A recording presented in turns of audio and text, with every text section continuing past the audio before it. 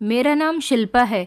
मैं जन्म से ही गूंगी थी और बोल नहीं सकती थी, जबकि मैं बहुत ज़्यादा खूबसूरत थी और मेरी उम्र सिर्फ 17 साल थी। हमारे घर की एक वफादार नौकरानी मुझे हर रोज़ घर से दूर पार्क में टहलाने के लिए लेकर जाती थी। एक दिन नौकरानी की तबीयत ख़राब हो गई तो मैं दूसरी नौकरानी के साथ पार्क में टहलने के लिए आ गई थी। जब दूसरी नौकरानी के साथ जाने के बाद मेरे साथ कुछ ऐसा हुआ जिसने मेरे होश उड़ा दिए थे, क्योंकि जब मुझे पुरानी वाली नौकरानी पार्क में लेकर आती थी तो वो रास्ते में कई जगह पर रुकती थी, और फिर जब हमारे पार्क से घर जाने का टाइम होता था तब मेरी तबीयत बिगड़ने लगती थी। मगर आज मैं पार्क में घूमकर घर जा रही थी, फिर भी मेरी कंडीशन बिल्कुल ठीक थी। लेकिन पार्क में आते ही मेरी पुरानी नौकरानी रेखा मुझे आइसक्रीम खिलाना नहीं भूलती थी। कुछ दिनों बाद रेखा काम पर आई और वो मुझे पार्क लेकर गई तो मैंने उसकी दी हुई आइसक्रीम नहीं खाई थी। अभी 5 मिनट ही गुजरे थे कि अचानक उसके पास किसी की कॉल आ गई। वो बहुत घबराई हुई लग रही थी और कहने लगी कि बेबी जी आप यहीं रुको, मुझे कुछ ज़रूरी काम है, मैं अभी आती हूँ। वो बहुत जल्दी में लग रही थी। आज सुबह घर पर मेहमान आ गए थे जिसकी वजह से मुझे पार्क आने में देर हो गई थी। मैं पार्क आकर बहुत खुश होती थी, इसलिए मैं हर दिन ही पार्क आया करती थी। ये मेरा फेवरेट पार्क था, यहाँ पर मेरा बहुत मन लगता था। थोड़ी देर के बाद जब रेखा पार्क में मेरे पास आई तो उसने मुझे रिक्वेस्ट करते हुए अंदाज में आइसक्रीम दी और कहने लगी कि प्लीज़ बेबी जी इसे खा लो, आज बहुत अच्छी जगह से लाई हूँ, देखो ये बहुत मज़े की आइसक्रीम है। मुझे बहुत घबराहट होने लगी थी। पता नहीं इस आइसक्रीम में ऐसा क्या था कि मुझे खाते ही चक्कर आने लगते थे, और फिर जब मेरी आंख खुलती तो मैं पार्क में नहीं बल्कि अपने घर के कमरे में होती थी। मैं उसे इशारे से आइसक्रीम खाने को मना कर रही थी, लेकिन वो ज़बरदस्ती करने लगी कि बस एक आइसक्रीम खा लो, ये बहुत टेस्टी आइसक्रीम है और आपको तो आइसक्रीम बहुत पसंद है। लेकिन मेरा दिल नहीं मान रहा था। मुझे अब रेखा में कुछ गड़बड़ नज़र आने लगी थी। मेरा दिल किया कि मैं पार्क से चली जाऊं और रो रो कर लोगों को इकट्ठा कर लूं, लेकिन मेरे पास कोई सबूत नहीं था। हमारी नौकरानी रेखा मेरे साथ कुछ गलत कर रही है कि नहीं? रेखा तो बस मुझे आइसक्रीम खिलाने के लिए मुझसे बार बार रिक्वेस्ट कर रही थी, मगर मैंने आइसक्रीम नहीं खाई थी। घर आने पर मम्मी को ये सब बताए बिना ही मैं अपने कमरे में चली गई थी और सो गई थी। शाम में जब मेरी आँख खुली तो मैं आराम महसूस कर रही थी, और आज मुझे अच्छी तरह से याद था कि मैं अपने पैरों से चलकर अपने घर तक आई हूँ, वरना तो मैं पार्क से कब और कैसे घर आ जाती थी मुझे कुछ पता ही नहीं चलता था। हमेशा ही मैं आइसक्रीम खाने के बाद अपने आप को रिलैक्स फील नहीं करती थी, बल्कि मेरी तबीयत बहुत गिरी गिरी सी रहती थी। सारा दिन मेरा सर चक्कर खाता रहता था और सोकर उठने के बाद भी मेरा दिमाग भारी भारी महसूस करता था। लेकिन आज जब मैं सोकर उठी तो बहुत अच्छा फील कर रही थी। मेरा दिमाग बिल्कुल हल्का हल्का सा है और मैं काफ़ी एक्टिव ही लग रही थी। मुझे यकीन हो रहा था कि ये सब कुछ आइसक्रीम की वजह से ही होता है। ये उस आइसक्रीम की वजह से होता है जो मुझे नौकरानी खिलाया करती थी। मैंने ये बात किसी को नहीं बताई थी। अगले दिन रेखा मुझे जब पार्क लेकर गई तो आइसक्रीम लेने के बहाने से वो मेरे पास से चली गई थी और लगभग 1 घंटे के बाद वापस आई थी। मैं उसके इंतज़ार में काफ़ी देर तक पार्क में बैठी रही थी। वो आज बहुत देर तक के लिए मुझे पार्क में बैठाकर चली गई थी। मैं उसका इंतज़ार करते करते वहाँ से निकलकर खुद चलने लगी कि अचानक से मुझे किसी ने पकड़ लिया और मेरी आंखों पर पट्टी बांध दी। मैं बोल नहीं सकती थी, इसलिए मैं शोर नहीं मचा सकी। किसी ने मुझे एक गाड़ी में बिठा लिया। आवाज़ से ऐसा महसूस हुआ जैसे कि वो मेरी नौकरानी रेखा थी, जो मुझे आज एक आइसक्रीम के बजाय 2 खिला रही थी। मैंने हिलना झुलना चाहा, मगर उसने मुझे मजबूती से पकड़ लिया और कहा कि बस तुम ये आइसक्रीम खा लो, और मुझे ज़बरदस्ती आइसक्रीम खिलाने लगी। आइसक्रीम खाते ही मैं अपने होश खो गई। मुझे नहीं पता उसके बाद मेरे साथ क्या हुआ। आँख खुली तो आज फिर से मैं अपने कमरे में मौजूद थी। थोड़ी देर के बाद मेरी मम्मी कमरे में आई और कहने लगी कि बेटी तुम पार्क में गर्मी की वजह से बेहोश हो गई थी, नौकरानी तुम्हें यहाँ लेकर आई है। मुझे समझ नहीं आ रहा था कि मेरे साथ क्या हो रहा है। क्या जैसा मैं सोच रही थी और जैसा मेरे दिमाग में चल रहा था, क्या ये सब कुछ सच था या फिर मेरा वहम है? इसका मतलब क्या रेखा मेरे साथ कुछ गलत करती है? मैंने इस बारे में मम्मी को कुछ नहीं बताया, बल्कि ये भी नहीं बताया कि रेखा ने मुझे ज़बरदस्ती आइसक्रीम खिलाने की कोशिश की थी, क्योंकि होश में आने के बाद मुझे खुद भी याद नहीं था कि मेरे साथ क्या हुआ था। अगली सुबह मैं नौकरानी के साथ पार्क में घूमने के लिए नहीं गई थी, क्योंकि मैं वो सब कुछ दोबारा से महसूस नहीं करना चाहती थी। मुझे अब अपनी नौकरानी रेखा पर शक होने लगा था। पार्क जाने के टाइम पर रेखा मेरे कमरे में आ गई और कहने लगी कि क्या हुआ बेबी जी, आज आप पार्क में घूमने के लिए नहीं जाओगी? मैंने नौकरानी से इशारे में कहा, आज मैं नहीं जाऊंगी, मेरी तबीयत ठीक नहीं है। मम्मी ने नौकरानी को मेरे कमरे में देखा तो उन्होंने कहा, तुम यहाँ पर क्या कर रही हो? नौकरानी मेरी मम्मी के आ जाने पर घबरा गई। रेखा मुझे बहुत परेशान लग रही थी। मम्मी तो कमरे से बाहर चली गई थी, लेकिन नौकरानी की तो आवाज़ में भी बहुत घबराहट थी। वो बार बार दरवाजे की तरफ देख रही थी कि अब फिर से तो मेरी मम्मी कमरे में नहीं आ जाएंगी।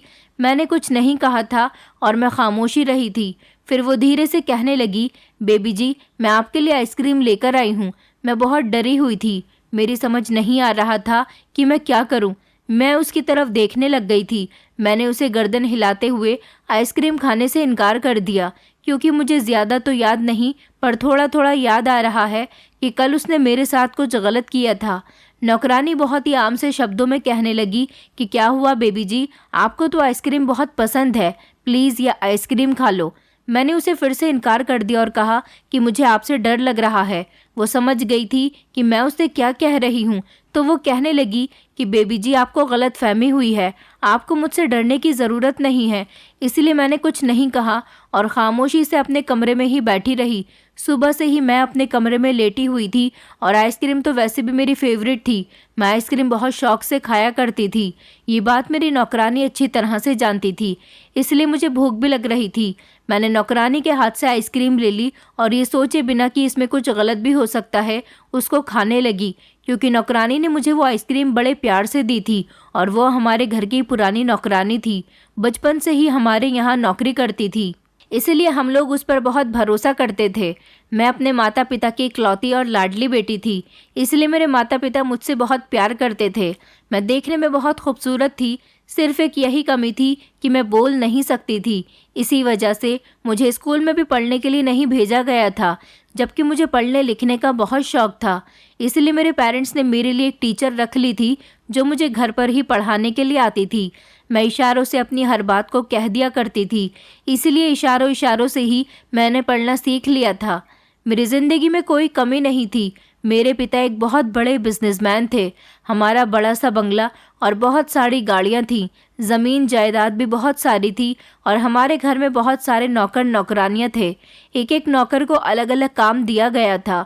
मेरे पापा ने मेरा इलाज बड़े बड़े डॉक्टरों से करवाया था ताकि मैं बोल सकूं, लेकिन मेरा इलाज पॉसिबल नहीं था। एक बार फिर से मैंने वो आइसक्रीम खाने की गलती कर ली थी। दिन इसी तरह से गुजरते जा रहे थे। एक दिन मैं नौकरानी के साथ पार्क जाने लगी तो वो मुझे पार्क में एक तरफ को बिठाकर किसी से फ़ोन पर बात करने के लिए चली गई थी। मैं चुपके चुपके उसके पीछे जाकर खड़ी हो गई थी। वो किसी से मेरे बारे में ही बात कर रही थी, क्योंकि मैंने उसके मुंह से सुना था कि मैंने आइसक्रीम तो उसे खिला दी है, आज भी खिला दूंगी, फिर बताती हूँ। मैंने सिर्फ उसके मुंह से इतनी ही बात सुनी थी कि अचानक उसने कॉल कट कर दी थी और फिर वो पीछे पलटकर मेरे पास आने लगी थी। मैं ऐसे रिएक्ट करने लगी थी जैसे मुझे कुछ पता ही नहीं हो। आज हमारे घर में बहुत सारे मेहमान आए हुए थे, मेरे चाचा चाची और उनके बच्चे। उनकी दोनों बेटियां मेरी बहुत अच्छी फ्रेंड्स थीं और वो मेरे साथ बहुत खुश रहती थीं। उनके आ जाने से मैं भी खुश हो जाती थी। मैं उन दोनों के साथ खेल रही थी, तभी मम्मी ने मुझे आवाज़ लगाई, बेटा लंच के बाद दवाई खा लेना, मैंने तुम्हारे लिए दवाई निकाल कर रख दी है, बस भगवान तुम्हें ठीक कर दे।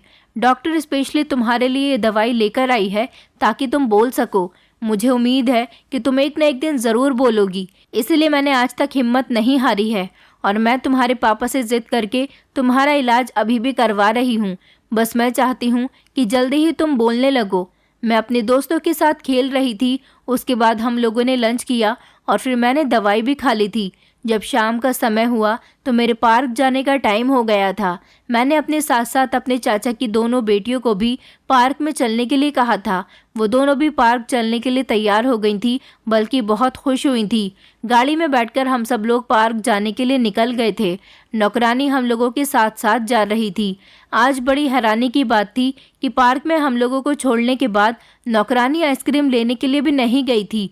वो लोग पार्क में खूब एंजॉय कर रहे थे, लेकिन मेरी नज़र नौकरानी पर ही थी। वो बहुत परेशान नज़र आ रही थी। शायद उसे इस बात की परेशानी हो रही थी कि मेरे साथ मेरे चाचा के बच्चे भी मौजूद हैं। आज उन लोगों की मौजूदगी में उसे कुछ भी करने के लिए नहीं मिलेगा और ना ही वो मेरे लिए आइसक्रीम लेकर आई थी। आज हम लोग 2 घंटे पार्क में बिताने के बाद घर वापस आ गए थे।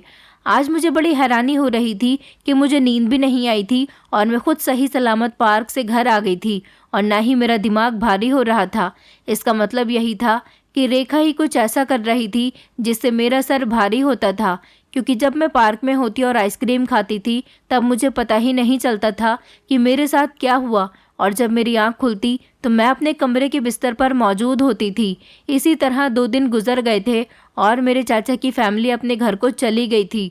उन लोगों के साथ बिताए हुए पल मुझे बहुत याद आ रहे थे, क्योंकि मेरा इस दुनिया में कोई भाई बहन भी नहीं था और मैं ज़्यादातर अपने कमरे में अकेली ही रहती थी। मम्मी पापा को भी मेरे पास बैठने की ज़्यादा फुर्सत नहीं होती थी।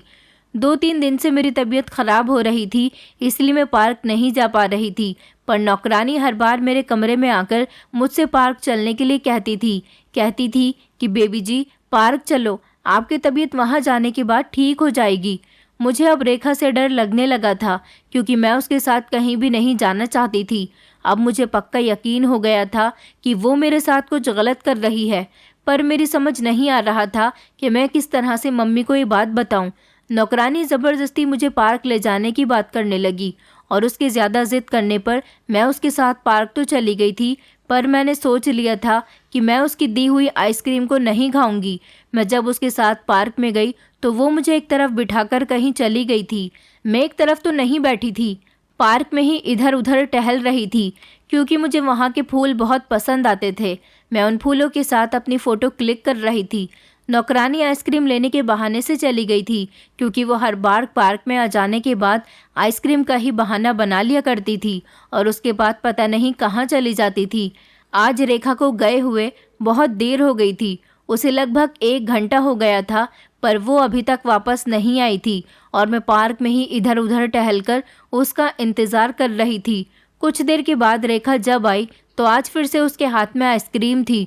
उसने मुझे आइसक्रीम दी तो मैंने उसकी दी हुई आइसक्रीम नहीं खाई थी, क्योंकि जब उसने मेरे हाथ में आइसक्रीम थमाई तब उसके पास किसी की कॉल आ गई थी और मैंने चोरी चुपके आइसक्रीम को डस्टबिन में डाल दिया था और उसके सामने ऐसे रिएक्ट करने लगी थी जैसे मैंने आइसक्रीम खा ली है, और फिर ऐसे बेहोश होने का नाटक करने लगी जैसे मैं होश में नहीं हूँ।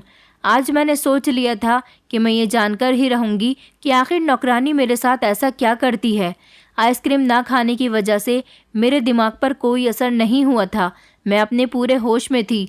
लेकिन एक अजीब बात ये थी कि नौकरानी ने मेरी आंखों पर पट्टी बांध दी थी और उसके बाद वो मुझे गाड़ी में ले गई थी। तभी मुझे अपने बराबर में ड्राइवर की भी आवाज़ आ रही थी। इसका मतलब ये था कि ये दोनों एक साथ मिले हुए थे। गाड़ी चल रही थी, आंखों पर पट्टी होने की वजह से मैं कुछ देख नहीं सकती थी। थोड़ी देर के बाद अचानक गाड़ी रुक गई और नौकरानी गाड़ी से उतर गई थी। थोड़ी ही दूरी पर मुझे उसके बोलने की आवाज़ आ रही थी। मैं कुछ कर नहीं सकती थी क्योंकि ड्राइवर गाड़ी में ही बैठा हुआ था, इसलिए वो मुझे देख लेता, जबकि मैं उसे देख नहीं सकती थी। कहीं दूर होने की वजह से ना तो मुझे नौकरानी की आवाज़ ठीक से आ रही थी और ना ही महसूस हो रहा था कि मैं कहाँ पर हूँ। मेरा इस बारे में पता लगाना बहुत ज़रूरी था कि आखिर ये दोनों मेरे साथ क्या करना चाहते हैं। कुछ देर के बाद ड्राइवर और रेखा ने मेरा हाथ पकड़कर मुझे गाड़ी से उतारा और दोनों मुझे सहारा देते हुए एक ऐसी जगह पर ले गए थे जहाँ से धुएं की बू आ रही थी। मुझे लगा कि शायद कोई सिगरेट पी रहा है और अगले ही पल मेरे दिमाग में आया कि कहीं नौकरानी नशा तो नहीं करती और उस दिन शायद मेरे साथ कुछ हुआ था। फिर उसके थोड़ी देर के बाद मैं बेहोश हो गई थी। आज तो मैंने आइसक्रीम भी नहीं खाई थी, तो फिर मैं कैसे बेहोश हो गई, ये बात मेरी समझ नहीं आई थी। मैं इन लोगों की सच्चाई पता लगाना चाहती थी कि आखिर ये दोनों मिलकर मेरे साथ क्या कर रहे हैं, मगर मैं अपने प्लान में नाकामयाब रही थी। मुझे टेंशन हो रही थी कि आखिर मेरे साथ क्या किया गया है। मैं गूंगी थी, अपनी परेशानी में किसी को बता भी नहीं सकती थी। मुझे तो ये भी नहीं पता था कि अगर मैंने किसी को कुछ बताने की कोशिश की और इन लोगों ने सबूत के साथ मुझे ही झूठा साबित कर दिया तो मैं किस तरह से अपनी बात दूसरों को बता सकूंगी। नौकरानी के साथ साथ मुझे ऐसा महसूस होता था जैसे उससे कोई बात करता है, और आज ये बात साबित हो गई थी कि उससे कोई और बात नहीं करता बल्कि ड्राइवर ही बातें किया करता था। मुझे कुछ समझ नहीं आ रहा था और मैं आँख खुलने के बाद फिर से अपने घर के बिस्तर पर मौजूद थी। मगर सोच सोच कर मेरा दिमाग ख़राब हो रहा था कि आखिर मैं अपनी नौकरानी की सच्चाई सब लोगों के सामने कैसे लेकर आऊं। मैं खुद ही अपने दिल में सवाल करती और खुद ही जवाब को ढूंढ लिया करती थी। मुझे याद आया कि कहीं मेरी नौकरानी को किसी ने नशे में तो शामिल नहीं कर लिया, क्योंकि वो इससे पहले तो ऐसी कोई भी हरकत नहीं करती थी।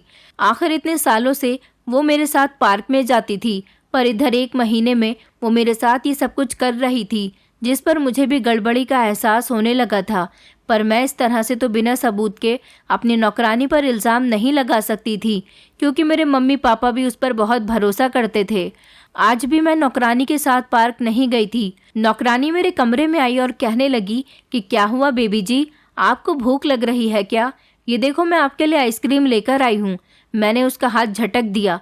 टूटे फूटे शब्दों में नौकरानी कहने लगी कि क्या हो गया बेबी जी, आपको क्या, आप मुझसे नाराज़ हो? मैंने उससे कहा कि मुझे तुमसे बात नहीं करनी और तुम मेरे कमरे से निकल जाओ। वो मेरे इशारे को समझ गई थी। वो घबराए हुए शब्दों में कहने लगी कि आपकी तबीयत तो ठीक है ना? मुझे तो लगा था कि आइसक्रीम देखकर आप खुश हो जाओगी, मगर आपको तो मूड ही ख़राब हो रहा है। इस आइसक्रीम में ज़रूर कुछ ऐसा था जिससे मेरी तबीयत ख़राब हो रही थी। अचानक मेरी मम्मी कमरे में आ गई और हम दोनों माँ बेटी के सामने नौकरानी हमारे कमरे से निकल गई थी। मेरी मम्मी भी नौकरानी को मेरे कमरे में देखकर किसी तरह का रिएक्ट नहीं करती थी, क्योंकि उनको पता था कि नौकरानी काफ़ी सालों से मेरा ध्यान रख रही है। इसलिए मेरी मम्मी को उस पर बहुत भरोसा हो गया था और वो उसे मेरी हर जिम्मेदारी सौंप दिया करती थी। लेकिन मैं रेखा की तरफ से बहुत परेशान थी। रेखा के चेहरे से साफ नज़र आता था कि उसे मेरी बहुत फिक्र रहती है और वो हमेशा ही मेरे साथ बहुत अच्छा बिहेव करती थी। उसने हमेशा मेरा ख्याल रखा था। जब मेरी तबीयत ख़राब होती थी वो सारी रात अपने घर नहीं जाती थी और हमेशा मेरी सेवा में लगी रहती थी। पता नहीं मेरे दिमाग में उसके लिए गलत गलत ख्याल कैसे आ जाते थे, मगर अब जो वो कर रही थी वो सब तो गलत ही था। मैं सोचती थी कि नौकरानी तो बहुत अच्छी है, मुझे उसके बारे में ऐसा नहीं सोचना चाहिए। शायद मैं कुछ ज़्यादा ही सोच रही थी। ऐसा भी तो हो सकता है कि इस सब में नौकरानी शामिल ही न हो, बल्कि ड्राइवर शामिल हो। पर मेरे पास इन दोनों के खिलाफ कोई सबूत भी नहीं था और मैं शक की बुनियाद पर कुछ नहीं कह सकती थी। मैं कई दिनों तक नौकरानी से नाराज़ रही थी, लेकिन फिर जब मैंने देखा कि नौकरानी का चेहरा मुरझाया मुरझाया हुआ है, वो जब भी मेरे कमरे में आइसक्रीम लेकर आई थी मैं उसकी आइसक्रीम को फेंक दिया करती थी उसकी आंखों के सामने ही, और उसे अपने कमरे से निकल जाने का इशारा कर दिया करती थी। और ना ही मैं कुछ दिनों से उसके साथ पार्क जा रही थी। मैं सारा दिन खुद को कमरे में बंद रखती थी। मेरी इस बात से रेखा भी परेशान हो गई थी, मगर उसको इतना अफसोस में देखकर मुझे अच्छा नहीं लगा और मैं उसके पास खुद ही आइसक्रीम लेने के लिए चली गई थी। वो मेरी बात से खुश हो गई थी। वो कहने लगी, बेबी जी, मेरे पास यहाँ पर तो आइसक्रीम नहीं है, आप मेरे साथ चलो, मैं पार्क में आपको टहलाने के लिए लेकर चलती हूँ और वहाँ से हम लोग आइसक्रीम खाएंगे। नौकरानी मुझे ड्राइवर के साथ गाड़ी में बिठाकर पार्क में लेकर चली गई थी और वहाँ जाने के बाद उसने मुझे एक तरफ बिठा दिया था। आज वो फिर से आइसक्रीम लेने गई तो उसे बहुत देर लग गई थी। फिर जब थोड़ी देर के बाद वो आइसक्रीम लेकर आई तो उसकी मोहब्बत भरी बातों में आकर मैंने आइसक्रीम को खा लिया था और आज भी मैं बेहोश हो गई थी। और फिर जब मेरी आँख खुली तो मैं अपने कमरे में मौजूद थी। अब मैं और ज़्यादा रेखा पर भरोसा नहीं कर सकती थी, क्योंकि मैं समझ गई थी इस सब में रेखा और ड्राइवर दोनों ही मिले हुए हैं। अब मैंने फैसला कर लिया था कि मैं कुछ ऐसा करूंगी जिसकी वजह से मैं सच्चाई का पता लगा सकूं कि ये दोनों आखिर मुझे बेहोश करने के बाद मेरे साथ क्या करते हैं। एक दिन मैं अपने साथ कैमरा ले गई थी और उसको मैंने खामोशी से ऑन करके ही रख दिया था, जहां से कैमरे के अंदर सारा वीडियो रिकॉर्ड हो सके।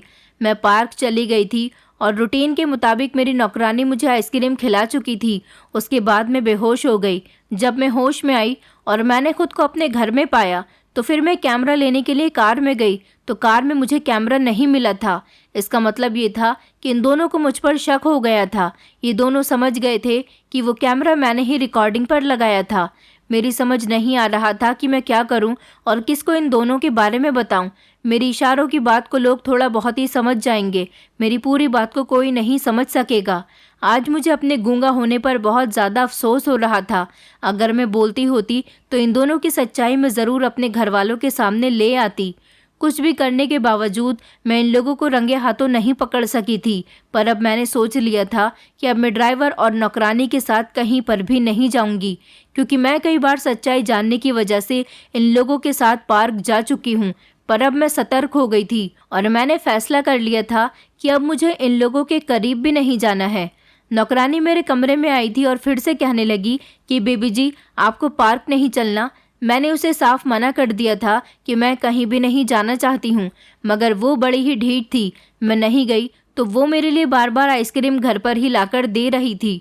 मैं उसकी लाई हुई आइसक्रीम को फेंक दिया करती थी, जिसकी वजह से मेरी तबीयत भी बिल्कुल ठीक थी, क्योंकि जब भी मैं आइसक्रीम खा रही थी मुझे काफ़ी दिनों तक अपनी तबीयत में गड़बड़ी महसूस होती थी।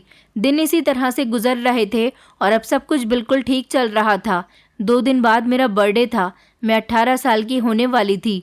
मेरे मम्मी पापा मेरा बर्थडे सेलिब्रेट करने की तैयारियों में लगे हुए थे। मेरी तबीयत इन दिनों बिल्कुल ठीक चल रही थी। मुझे किसी तरह की कोई दिक्कत नहीं आ रही थी। मुझे समझ आ गया था कि ये सब कुछ नौकरानी की आइसक्रीम का ही नतीजा था। अब सब कुछ पहले की तरह नॉर्मल चल रहा था। हालांकि नौकरानी समझ चुकी थी कि अब मैं उसकी बातों में नहीं आती और ना ही उसके साथ पार्क जाती हूँ और ना ही उसकी दी हुई आइसक्रीम को खा रही हूँ। उसके सारे प्लान नाकामयाब हो गए थे, इसलिए वो अब मेरे कमरे में भी ज़्यादा नहीं आती थी और ना ही मैं उसका सामना करना चाहती थी। मुझे तो उसकी शक्ल भी पसंद नहीं थी। अगर मेरी मम्मी उसे मेरे किसी काम को कहती तो मैं उन्हें इनकार कर देती थी और इशारे से कहती थी कि मम्मी, आप ही मेरे सारे काम किया करो।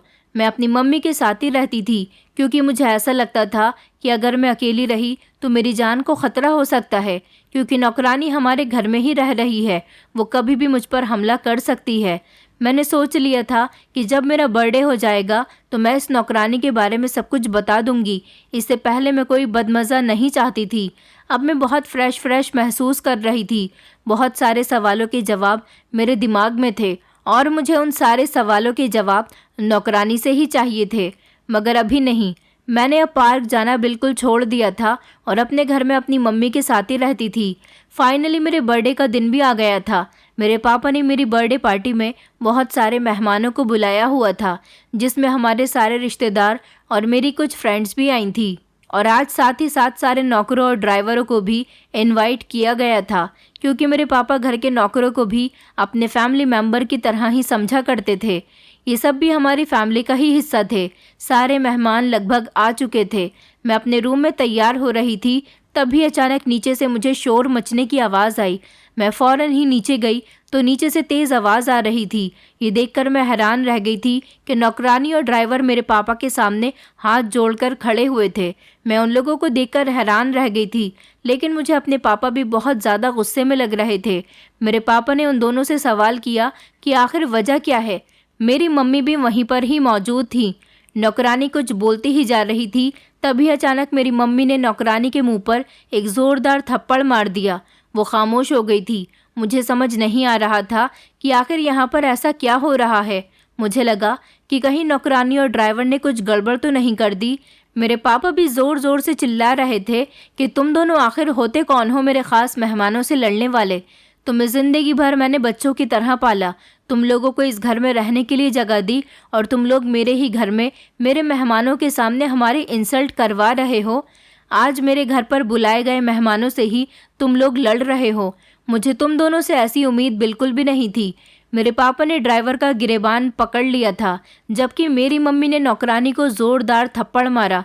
तब उसने रोना शुरू कर दिया था और वो बार बार हाथ जोड़कर मेरी मम्मी के आगे रोई जा रही थी। लेकिन ये दोनों आखिर क्या कर रहे थे, मुझे तो समझ नहीं आया था। नौकरानी कह रही थी, आप इसको नहीं जानते मालिक, ये आपके दोस्त का बेटा नहीं बल्कि एक बहुत बड़ा फ्रॉड इंसान है। मैं आपको कैसे सच बताऊं, मेरी हिम्मत नहीं हो रही। मेरे पापा ने बहुत गुस्से से कहा कि खामोश हो जाओ तुम दोनों और दफ़ा हो जाओ यहाँ से। आज के बाद तुम्हें यहाँ पर नौकरी करने आने की भी ज़रूरत नहीं है। मेरे पापा की आवाज़ में भरपूर गुस्सा था। मेरे पापा कहने लगे कि तुम जानते भी हो कि तुम किस पर इल्ज़ाम लगा रहे हो। संजय ओबराय पर।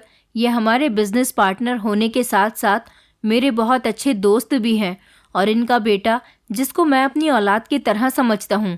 आज ओबराय की ही बदौलत है कि मैं इतना अमीर हूँ, क्योंकि कुछ सालों पहले इन्होंने मेरे साथ पार्टनरशिप की थी, जिस वजह से मैं आज इतने बड़े मकाम पर पहुंच गया हूं। लेकिन तुम गरीब कहाँ जानोगे ये बात। तुम लोगों को तो जिस थाली में खिलाया जाता है तुम उसी थाली में छेद कर देते हो। ओबराय अंकल मेरे पापा के बहुत अच्छे दोस्त थे और उनका बेटा राहुल जो हमारे घर पर कभी कभी आता था, वो मुझसे भी बातचीत करने की कोशिश करता था, मगर मैंने कभी भी उसकी तरफ देखने की भी कोशिश नहीं की थी। वो मुझे शक्ल से ही बहुत चालाक लगता था। मेरे पापा ऐसा इसलिए कह रहे थे क्योंकि ओबराय अंकल का सच में हम पर बहुत बड़ा एहसान था। उन्होंने बिजनेस में मेरे पापा की बहुत हेल्प की थी। नौकरानी रेखा कहने लगी कि नहीं नहीं मालिक, ये ऐसे नहीं है जैसा आप इन्हें समझ रहे हो। ये दोनों बाप बेटे बहुत बड़े फ्रॉड लोग हैं। ये दोनों झूठे लोग हैं। रोज़ मंदिर के बाहर बाबा बनकर बैठ जाते हैं। मेरे पापा कहने लगे, अच्छा तुम्हें ये किसने बताया, जबकि तुम लोग तो हमारा ही काम करते हो। सारा दिन तुम लोग यहाँ पर नौकरी करते हो और नौकरी के समय हम लोग तुम्हें कहीं नहीं जाने देते, तो फिर तुम्हें इनके बारे में कैसे पता। नौकरानी मेरे पापा के आगे हाथ जोड़कर कहने लगी, मालिक अगर मैं आपको एक ऐसी बात बताऊं जिसे सुनकर शायद आपको मेरी बात का यकीन आ जाए, लेकिन आप गुस्सा मत करना क्योंकि मैं जानती हूं कि मुझसे बहुत बड़ी गलती हो चुकी है। नौकरानी की आवाज़ कुछ डरी हुई महसूस हो रही थी। मेरे पापा कहने लगे, कहो और क्या कहना रह गया है, तुम क्या कहना चाहती हो बताओ। पापा तो जैसे गुस्से से पीले हो रहे थे, उनकी आवाज़ में गुस्सा बहुत था। नौकरानी कहने लगी, दरअसल मालिक आइसक्रीम आइसक्रीम वो बेबी जी। ये कहते हुए नौकरानी के शब्द लड़खड़ा रहे थे। आइसक्रीम का नाम सुनते ही मेरे रोंगटे खड़े हो गए थे। मेरी मम्मी ने कहा, चलो निकल जाओ हमारे घर से और अब एक शब्द भी मत कहना। अगर तुमने कुछ कहने की कोशिश की तो मैं नौकरों से कहकर तुम्हें धक्के मारकर यहाँ से निकलवा दूंगी। इसलिए तुम दोनों शराफत से यहाँ से चले जाओ। डर के मारे तुम लोग अब क्या कहोगे, जितना तमाशा तुम लोगों को हमारा बनाना था बना चुके हो। उस टाइम पापा तो अपना गुस्सा कंट्रोल कर रहे थे, मगर मम्मी चाहती थी कि ये दोनों उनकी नज़र से गायब हो जाएं। मैं फ़ौरन ही अपनी मम्मी पापा के सामने चली गई थी और मैंने रेखा और ड्राइवर का हाथ पकड़कर उन्हें जाने से रोक लिया था और अपनी मम्मी को इशारा किया था कि इन दोनों की पूरी बात तो सुन लो। फिर नौकरानी कहने लगी कि बेबी जी, मैं जो आपको आइसक्रीम खिलाती थी वो मुझे यही देते थे। दरअसल इन लोगों से मेरी मुलाकात उसी रास्ते पर हुई थी जहाँ से मैं हर रोज़ रात को यहाँ से गुजरती हूँ। इन्होंने अपना भेष बिल्कुल बाबा जैसा बनाया हुआ होता है। इन लोगों ने मुझसे कहा था कि अगर कोई ऐसा है जो देख नहीं सकता या फिर बोल नहीं सकता, तब हम उसका इलाज करते हैं और उसको पूरी तरह से ठीक कर देते हैं। मैंने इन लोगों को आपके बारे में बता दिया था, तो इन्होंने कहा था कि हमारी दी हुई आइसक्रीम उसे खिलाने के बाद उसे हमारे पास ले आया करो। और वो जो मैं पार्क से गायब हो जाती थी, वो भी मैं इन्हीं लोगों के पास आइसक्रीम लेने के लिए जाती थी। मैं हर रोज़ जब आपके लिए आइसक्रीम लेने जाती तो ड्राइवर को मुझ पर शक हो गया था। फिर मैंने ड्राइवर को भी बता दिया था कि मैं आपका इलाज करवाना चाहती हूँ, इसलिए ड्राइवर भी मेरा साथ देने लगा था। आइसक्रीम खाने के बाद जब आप बेहोश हो जाती थी तो हम आपको इस आदमी के पास लेकर जाते थे। सब लोग शॉक्ड होकर नौकरानी की बात सुन रहे थे। ओबराय अंकल कहने लगे कि क्या बकवास कर रही हो तुम, हमने ऐसा कुछ भी नहीं किया। पापा भी कहने लगे, तुम्हें ये लोग अच्छे खासे नहीं लगते, ये लोग तुम्हें किस एंगल से बाबा लग रहे हैं। अपनी सफाई पेश करने के लिए तुम लोगों के पास कुछ नहीं है तो तुमने बाबा का ही बहाना बना दिया। मेरे पापा का गुस्सा तो बढ़ता ही चला जा रहा था। नौकरानी कहने लगी कि नहीं नहीं मालिक, एक बार आप मेरी पूरी बात तो सुन लो। मैं बेबी जी के इलाज के लिए जाती थी। ये मुझे आइसक्रीम में पता नहीं क्या मिलाकर देता था और कहता था कि इस बारे में घर वालों को कुछ मत बताना, वरना इसकी आवाज़ वापस नहीं आएगी। वो ये काम मुझसे रोज़ करवाते थे। जिस दिन बेबी जी आइसक्रीम नहीं खाती थी उस दिन उनका इलाज अधूरा रह जाता था और फिर हमें दोबारा से उनका इलाज शुरू करना पड़ता था। इस फ्रॉड इंसान का कहना था कि अगर वो आइसक्रीम नहीं खाती तो उसे 2 आइसक्रीम खिलाया करो, वरना तुम्हारी बेबी जी की आवाज़ कभी वापस नहीं आएगी। लेकिन मैं इस बात को नोटिस करती थी कि मैं जब भी बेबी जी को आइसक्रीम खिलाती हूँ उनकी तबीयत ख़राब हो जाती है। मैंने सोचा कि ऐसे ही हो गई होगी, मगर कुछ दिन पहले बेबी जी को मेरा पार्क में बहुत इंतज़ार करना पड़ गया था और फिर मैंने उनको आइसक्रीम खिलाई। उसके बाद फिर से वो घर जाकर अपना दिमाग भारी भारी बता रही थी। मैं समझ गई थी कि इस आइसक्रीम को खाने से उनकी तबीयत बिगड़ने लगी है। मैं अगले दिन इस बाबा के पास गई। बेबी जी बेहोश हो जाती थी तो हमें आइसक्रीम खिलाने के बाद उनको उनके पास लेकर जाना होता था। ये आदमी जो बेबी जी को आइसक्रीम दिया करता था, उनके ऊपर पता नहीं क्या पड़ता फूकता था। उसके बाद मैं बेबी जी को ड्राइवर की मदद से घर ले आती थी और खामोशी से उनके कमरे में लिटा दिया करती थी। और जब मालकिन हमें देख लेती थी तो मैं उनसे कह देती थी कि बेबी जी को गर्मी की वजह से चक्कर आ गए थे। लेकिन कुछ दिनों से शायद बेबी जी को मुझ पर शक हो गया था, इसलिए वो मेरे साथ नहीं जा रही थी। मैं कुछ दिनों बाद इस बाबा से अकेले ही मिलने के लिए गई तो वहाँ पर ये बाबा मौजूद ही नहीं था। वहाँ पर मौजूद लोगों से मैंने पूछा तो उन्होंने कहा कि यहाँ तो कोई भी बाबा नहीं बैठता। उनकी बात सुनकर मैं हैरान रह गई थी। उनका कहना था कि उन्होंने इधर किसी बाबा को बैठे हुए नहीं देखा। मुझे कुछ समझ नहीं आया कि मैं क्या करूं, इसलिए मैं बेबी जी की तरफ से बहुत परेशान रहने लगी थी। उस दिन के बाद से मैंने ना ही बेबी जी को आइसक्रीम दी और ना ही बेबी जी ने मुझसे कभी आइसक्रीम मांगी और ना ही उन्होंने कभी मुझसे पार्क जाने के लिए कहा। आज मुझे ये दोनों बाप बेटे इधर नजर आए तो मैं इन्हें पहचान गई कि ये वही बाबा हैं जो मुझे इतने दिनों से बेवकूफ़ बना रहे थे। किसी को भी नौकरानी की कहानी पर यकीन नहीं आया था, लेकिन आज मेरे सामने सारी सच्चाई आ गई थी। इसलिए मैंने अपनी मम्मी पापा को इशारा करके सब कुछ बता दिया था और उन्हें समझाने की कोशिश की थी कि नौकरानी और ड्राइवर सच कह रहे हैं। इन दोनों ने मेरे साथ ऐसा ही किया था।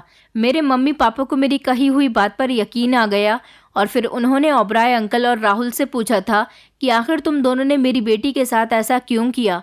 मेरे पापा ने फ़ौरन ही बाहर से सिक्योरिटी गार्ड बुला लिए थे और उन लोगों को पकड़वा लिया था। और मेरे पापा ने एक नौकर से पुलिस को भी फ़ोन करने के लिए कहा था, क्योंकि मेरे पापा मुझसे बहुत प्यार करते थे और मेरे लिए किसी तरह का भी रिस्क नहीं लेते थे।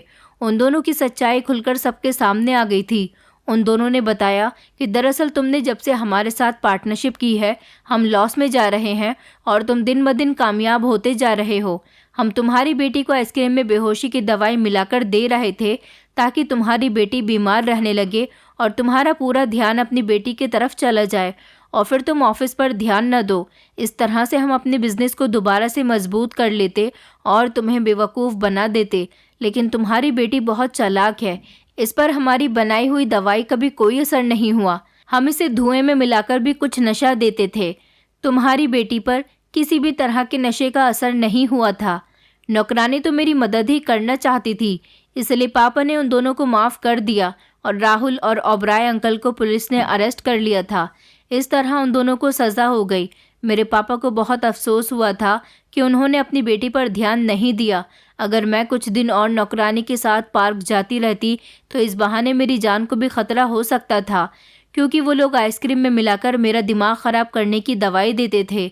मेरी मम्मी ने कहा कि हम लोगों को माफ़ कर दो रेखा, हम लोगों ने तुम्हें बहुत ताने दिए, लेकिन फिर भी तुमने मेरी बेटी का ख्याल किया। तुम सच में एक भरोसेमंद इंसान हो। मेरी इस कहानी से ये पता चलता है कि मेरे पापा को एक अमीर इंसान पर भरोसा था जिसने उनको धोखा देने के लिए उनकी दोस्ती का इस्तेमाल किया और उनके घर के ही नौकरों को अपनी बातों में ले लिया, और एक गरीब इंसान जिसने उस फ्रॉड इंसान की बातों में आकर अपनी मालिक की बेटी के भले के बारे में सोचा। मैंने भी ड्राइवर और रेखा से माफ़ी मांग ली थी, क्योंकि मैं भी उन लोगों पर शक करने लगी थी। मेरे मम्मी पापा ने उन दोनों को समझाया था कि ऐसे किसी की बातों में नहीं आना चाहिए, क्योंकि कुछ लोग हमारे दुश्मन होते हैं जो हमारी कमज़ोरी का फ़ायदा उठा लेते हैं। रेखा और ड्राइवर ने तो इस बात की सीख ले ली थी। अब मुझे उन दोनों पर बहुत भरोसा है और मैंने पहले की तरह रेखा के साथ पार्क जाना शुरू कर दिया और वो आज भी मेरे लिए आइसक्रीम लेकर आती है, क्योंकि आइसक्रीम मेरी फेवरेट है, मगर उस बाबा से नहीं बल्कि दुकान वाले से, और मैं बहुत शौक से उसकी लाई हुई आइसक्रीम खा लेती हूँ। भगवान की कृपा से मैं बिल्कुल ठीक हूँ। दोस्तों, उम्मीद करती हूँ आपको हमारी कहानी पसंद आई होगी। कहानी पसंद आई है तो वीडियो को लाइक करें, चैनल पर नए हैं तो चैनल को सब्सक्राइब करें और हाँ, नोटिफिकेशन बेल को ज़रूर दबाएं ताकि अगली अपडेट सबसे पहले आपको मिले।